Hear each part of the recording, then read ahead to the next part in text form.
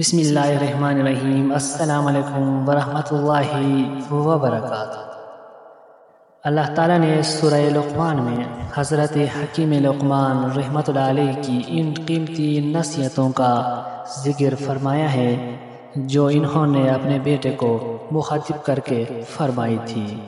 یہ حکیمانہ اقوال اللہ تعالیٰ نے اس لیے قرآن کریم میں نقل کیے ہیں تاکہ قیامت تک آنے والے انسان ان سے فائدہ اٹھا کر اپنی زندگی کو خوب سے خوب تر بنا سکے۔ پہلی نصیحت شرک سے دوری۔ سب سے پہلے حکمت عقائد کی درستگی کے متعلق ہے۔ اے میرے بیٹے، اللہ کے ساتھ شرک نہ کرنا۔ یقین جانو شرک بہت بڑا ظلم ہے، یعنی اللہ تعالیٰ ہی پوری کائنات کا خالق و مالک و رازق ہے، اور اس کے ساتھ کسی غیر اللہ کو شریک عبادت نہ کرنا۔ اس دنیا میں اس سے بڑا ظلم نہیں ہو سکتا کہ اللہ تعالیٰ کی کسی مخلوق کو اس کے برابر ٹھہرایا جائے۔ یہی وہ پیغام ہے جس کی دعوت تمام انبیاء اور رسول نے دی کہ معبود حقیقی صرف اللہ ہی ہے، وہی پیدا کرنے والا، وہی رزق دینے والا، اور پوری دنیا کے نظام کو تنہا وہی چلانے والا۔ دوسری نصیحت، اللہ کا علم ہر چیز کو محیط ہے۔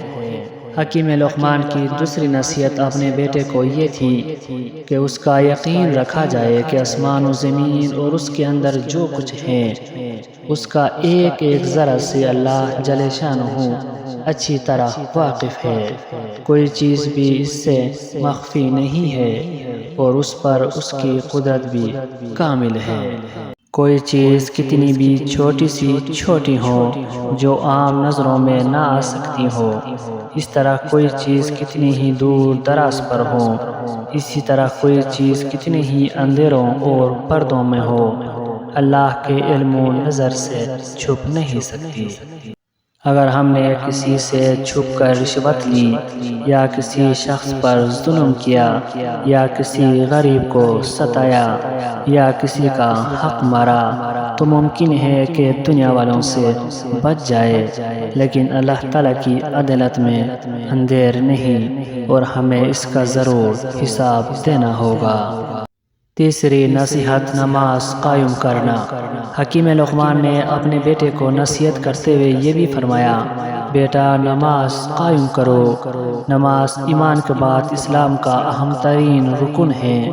نماز خود اہم ہونے کے ساتھ ساتھ دوسرے اعمال کی درستگی کا ذریعہ بھی ہے۔ جیسا کہ ارشاد باری تعالیٰ ہے، جو کتاب آپ پر وحی کی گئی ہے اسے پڑھیے اور نماز قائم کیجیے۔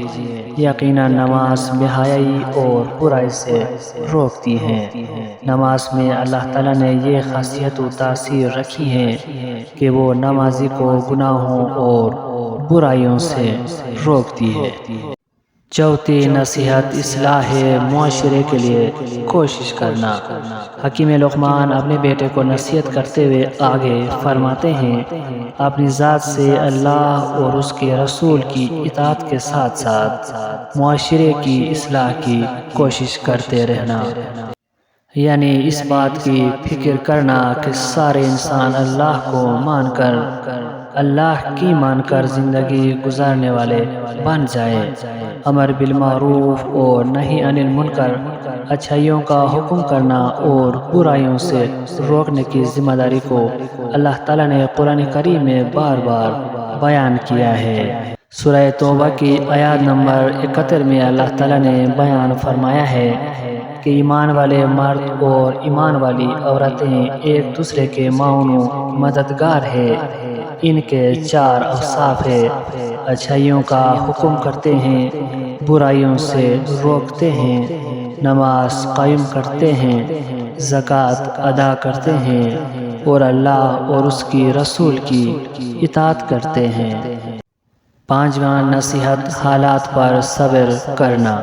آپ نے ساتھ دوسروں کی اصلاح کی کوشش کرنا ایسا عمل ہے کہ اس کی پابندی میں خاصی مشقت برداشت کرنی پڑتی ہے، اس پر ثابت قدم رہنا آسان نہیں، خصوصاً امر بالمعروف اور نہی عن المنکر کی خدمت کا صلہ دنیا میں عموماً عداوتوں اور مخالفتوں سے ملتا ہے۔ اسی لیے حکیم لقمان نے اس کے ساتھ یہ وصیت بھی فرمائی ہے، دین پر چلنے اور اس کو دوسروں تک پہنچانے میں جو مشکلات سامنے آئیں گے ان پر صبر کرے، جیسا کہ سورۃ العصر میں اللہ تعالیٰ نے زمانے کی قسم کھا کر ارشاد فرمایا ہے کہ تمام انسان خسارے اور نقصان میں ہیں مگر وہ لوگ جو اپنے اندر 4 صفات پیدا کر لے: ایمان لائے، نیک عمل کرے، محض اپنی انفرادی اصلاح و فلاح پر قناعت نہ کرے بلکہ امت کے تمام افراد کی کامیابی کی فکر کرے، دین پر چلنے اور اس کو دوسروں تک پہنچانے میں جو مشکلات آئے ان پر صبر کرے۔ عزیز دوستوں، اپنا بہت سارا خیال رکھیں، مجھے دیجیے اجازت، ملتے ہیں نیکسٹ ویڈیو میں، تب تک کے لیے اللہ نگہبان۔